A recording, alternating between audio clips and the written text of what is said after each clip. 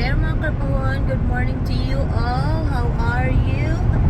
John and I are going to our friend mga karpahon at silipin natin ang kanyang farm. Sobrang lawak na mga farm dito mga karpahon, kaya let's go! Nasa countryside na pala tayo mga karpahon, kaya sobrang quiet dito at makita nyo na mga karpahon, sobrang lawak na kanilang mga farm. Dito ay nagtatanim sila ng soybeans at yung iba naman ay corn. Ayan, so ito pala ay napakaganda ng mga tanawin dito, pero sobrang layo naman kung dito kami nakatira mga karpahon. Siguro walang ibang maingay dito kundi tayo lang mga karpahon, pero kailangan din nila dito na magtanim ng maraming soybeans at corn kasi ito yung pangkabuhayan nila. Sobrang lawak talaga mga karpahon. Kaya dito ay marami talagang mga tao na sinasabi nilang mayaman talaga pag kayo ay farmer. Sabi ni Jan, kung dito daw kami nakatira mga karpahon, pwede kaming mag-alaga ng mga hayop gaya ng mga manok. Tapos meron din ditong mga rancho kasi mga tao dito mga karpahon, malalaki talaga yung property nila. Kaya na-miss ko tuloy yung sa amin mga karpahon kasi doon, kahit saan ka tumingin, rice field yung makikita mo. Kaya tinawag yung aming bayan na farmers. Dito, soybeans at corn. So, yan na yung farm shed ng ating kaibigan mga karpahon. Meron din siyang pond. Ito yung neighbors. Yan, oh, lalaki naman ba? Oh, wow, that's a big pond right there.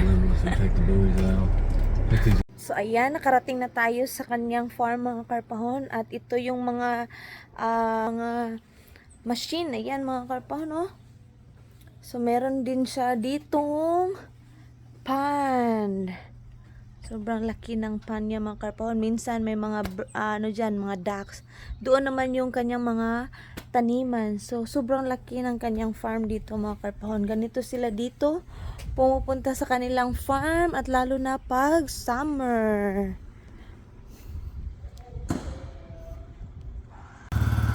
Ayan, inihila na yung ATV niya kasi kailangan ng ayusin mga karpahon. Kit lang dala.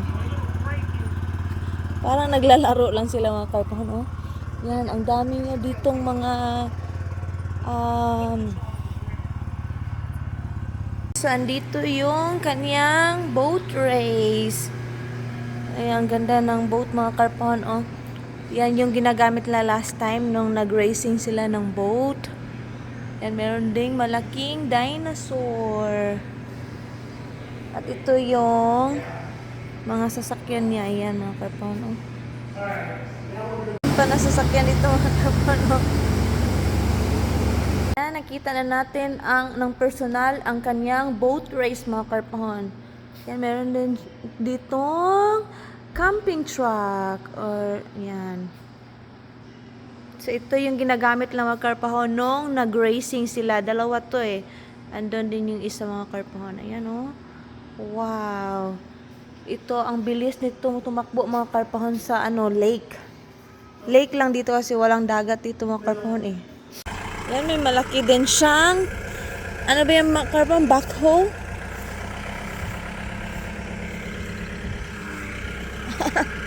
Ayan, sa laki ng farm dito mga karpahon niya. Oh, ayan, oh, meron ding meron ding black cherry dito. Ano yung fruits ba yun? Red fruits.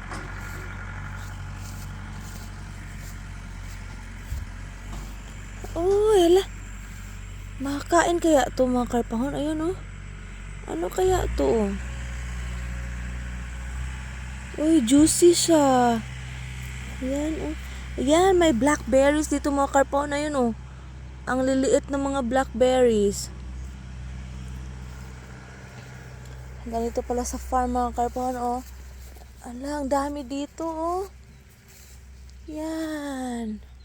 Ang dami. Iwan ko kung makakain ba itong mga karpahon. Yan, so ikot-ikot muna tayo dito sa kaniyang farm. Kasi nabisi muna sila ni John na maglipat ng kanyang gamit. Yan. Pumunta pala tayo dito sa kanyang farm mga karpahon. Kasi ang ganda dito. Ayan, oh. Sabi niya, iikutin niya tayo dito sa kanyang farm. Dito sila palagi mga karpahon, lalo na pag summer. Kasi dito, pwede silang mag-camping. Tapos dito din ay super quiet. Yan. So, tara, ikot-ikot muna tayo dito sa kanilang farm mga karpahon. Mason. If he's done it yet.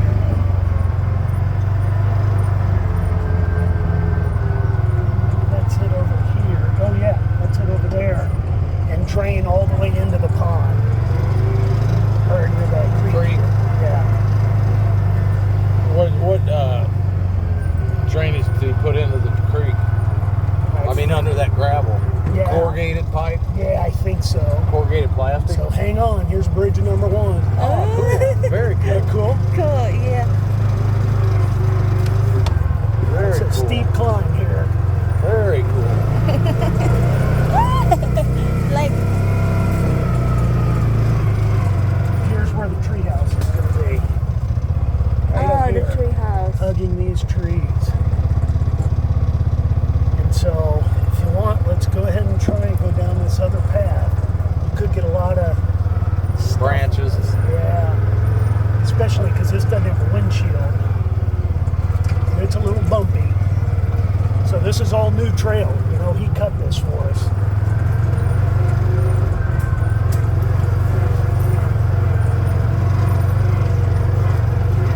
Yeah, I've never been on this side. No, nobody has. I mean, I've thought walked you it a walked bunch. it, yeah. Yeah, I've walked it a bunch. This So does this only go all the way up to the field? Well, and yeah, here's my fence line right there. You see the fence? Uh-huh. oh yeah. That's my fence line on this side of the property. Yeah, I'll show what. Where did we go last time? In the other side? Yeah. Yeah. There's a... Yeah, this wasn't built. Ah, I don't think. No. Was it? No. I didn't think so. I've never been up there. There's a little pipe, little drainage pipe full.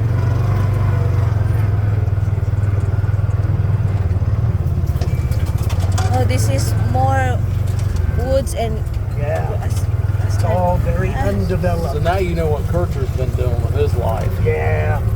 He's been doing this for his whole life. I know he has. One branch at a time, dude, with a lauper and a handsaw until he got a chainsaw.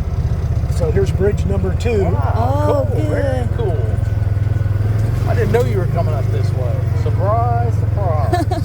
That makes a really nice, Well, it's just a neat trail to ride. Well, but it makes sense though to get that water flowing for you. Well, and I've If never not- seen anybody cut a semi-trailer into 3 pieces and build 3 bridges. Oh, Number there's a 3. tree But you need bridges. it to get over these. Yeah. These- Well, to keep everything dry and keep Right. everything flowing. That worked out really nice.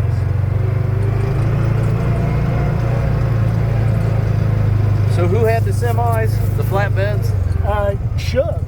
Oh, I remember. So here's That's where I tried to kill myself. Yeah. And you did a good job of trying, I'll tell you what. I Yeah. know I freaked everybody out. I freaked myself out. Well, I did even a worse job. Oh, you were by yourself. Yeah.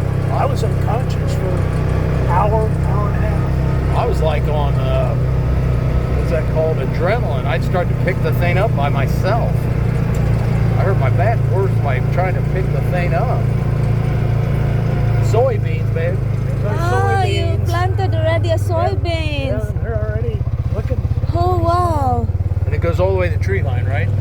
Oh, past the tree line. My woods go deep into this stuff that we've never gone through. Actually, when I first bought the place,